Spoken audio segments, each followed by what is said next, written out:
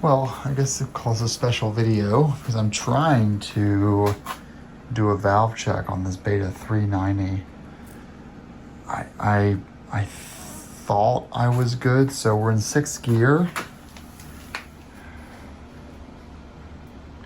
That's TDC, right? Someone please tell me that's TDC. It looks like it to me.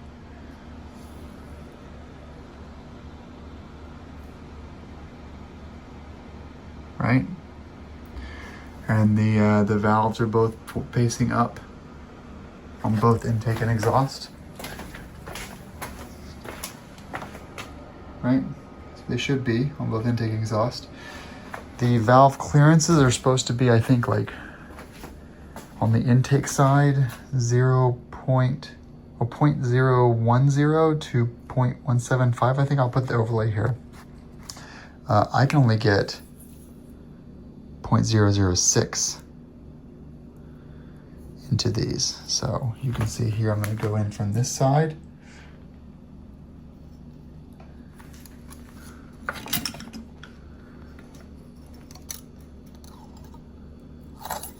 .006 goes in fine, but 0.007 does not. On the other intake side, same thing. 0.006 will, actually no, sorry, this side's 0.005. 0.006 won't go in at all. On the exhaust side, it's even worse. I can get 0.005 in this side. I cannot get 0.006, I'm sorry. This is the exhaust side. I can't even get 0.006 in there. And on this side, it's really hard to do this on video, but coming in from this side, I usually do two hands to do this, but either way, 0.006 won't go in on that side either. There's no, and that's 0.005 is as small as my clearance feeler gauges go. Someone please tell me that I don't need to shim this, right? I mean, I know, I guess I need to, but am I just, here's the question. Should I button it up and take it to a professional before I shim it? Because clearly I'm stupid. Help needed, please. There's probably another way to do it. This is how I'm doing it. So intake, exhaust, driver side, passenger. So ID, IP, ED, EP.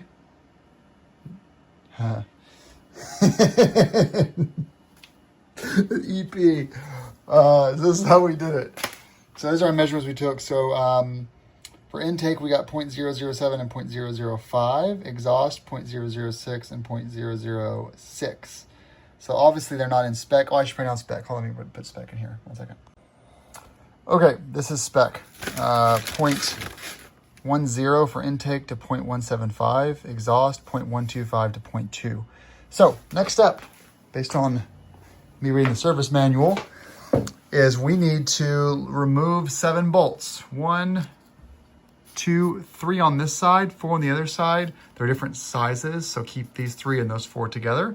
And then we need to remove the cam chain tensioner bolt right there. I guess this is kind of in the way here. We'll just do that maybe, I don't know. Anyway, remove that, and then that will free this up, and then I need to take my Sharpie and mark some areas. Some people also had zip tied. So maybe I can do like a zip tie one side and mark the other, and I'll just do these intake first, exhaust second. I'll do it that way to keep the timing from getting out of sync there. Yes, there's a lot of dust in here. I will clean up this seal before I fire up. This should work. I did some chain markings there for the black there and the black there. You can barely see it, but I can see it right there and right there. I'll zip tie this off. I don't know what's gonna happen, but I'm just gonna finish unhooking this. Okay, we have all of those 10 mil bolts out. This one's really hard to get. I had to get my cruise tools, which had the little teeth on there in order to get it out. But I got all of those out. The picks put away. So those are all done.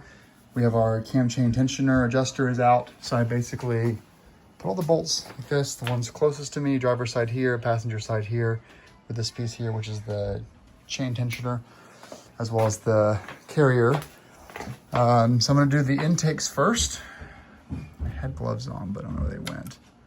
But we're gonna just take this out and put this into the tripod. Okay.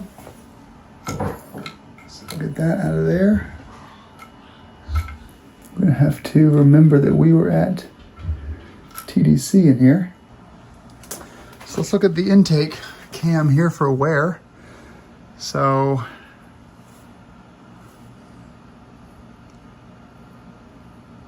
I'm not seeing any issues here. And on the guide there, everything's looking really good. This moves freely, but no excessive wear on that one or that one.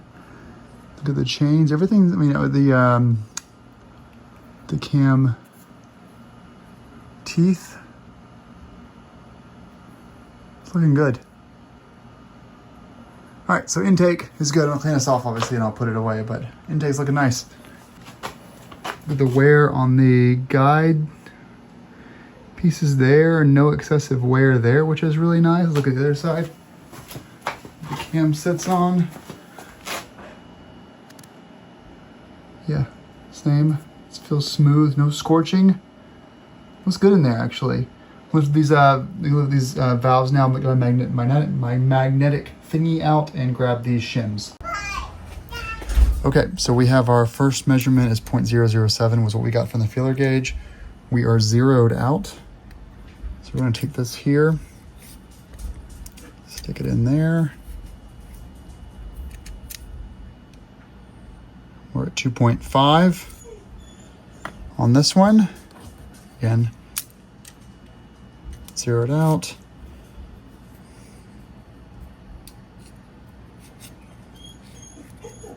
Sorry for the dog in the background. 2.65. Here is our ChatGPT answer. So I inputted earlier, I imported the manual right here, because I had the valve clearances wrong actually. So I imported from the service manual, and then I gave it our intake gauge readings with the shim sizes. It took this into here. It did some calculations. Sure, I failed math in high school. Literally, I failed math in high school. They still allowed me to pass, but it's Florida things. So it says to use the 2.55 to 0.56 from our shim kit, 2.64 to 2.64, or 5 and 4. Let's grab our kit and let's see what we have. Well, shit. Our kit goes from 1.72 to 2.6. So I said I'm trying to compare keeping the current shim, which is 2.65 millimeters, which is a 0.005 feeler gauge measurement, or going to the 2.66 millimeter shim, putting me within 0.002. And so it's saying actually, if I keep the 2.65 in there, I'll be 0.003 under or tight. If I go at 2.6, I'm going to be 0.047 millimeter loose, which exceeds the max spec. They both exceed the max spec, so really. All right, so looking at the exhaust side, there's some hot spots right there. Back side of the followers, it's fine. There's some wear. You can see it now right there. It's a little scorching on the teeth. Yeah, nothing broken. So it looks fine. Let's go pull those shims, see what we find. All right, this is exhaust passenger, which we measured at 0.006 with the feeler gauge. 2.55. Okay, our driver's side of the exhaust. So let's ask Chatty G what to do next. Well, in recap, I'm going to edit this kind of short here.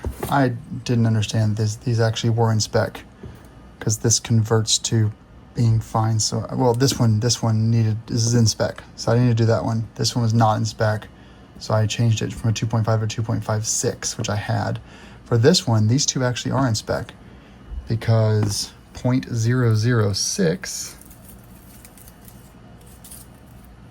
equals 0.152, which you look over here is totally dead center. So exhaust was fine.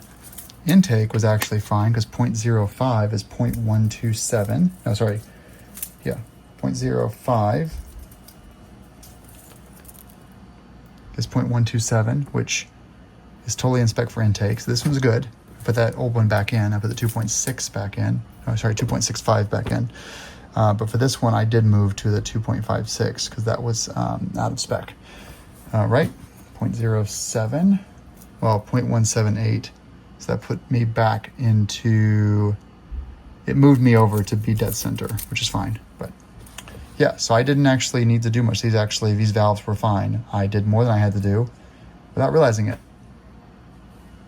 Cool. Well, I learned a lot though. All right, with that out of the way, we're putting in a spark plug. I've already checked the gap, so we're good there. It's the NGK LKAR8A9, brand new. Hopefully it won't get all fouled up when we're doing this. We shall see, but it is going in. Hallelujah. After 5 days of having this valve cover off, or head cover, whatever, we're done. It's just, it's totally new to me, right? You guys got to watch me just fail through it. Well, not a failure, we'll see. I mean, it's all buttoned back up. So we have our ground back here, terminated to the frame. All that stuff's back in there. We have our coil pack back on for the spark plug. I followed the service manual for the gasket. Hopefully I did that correctly. I torqued everything down in order. Yeah, I mean, we'll see, right? I mean, we'll know when it blows up, but this went down there as well. Just, we'll see. No idea if it's gonna work out or not. And it's what makes me nervous about this part is it's expensive to replace a bunch of stuff in here if I break something. I definitely didn't jump timing, but some of my markers were still visible. I won't be nervous about that until I start it up. I won't stop being nervous about this till I start it up.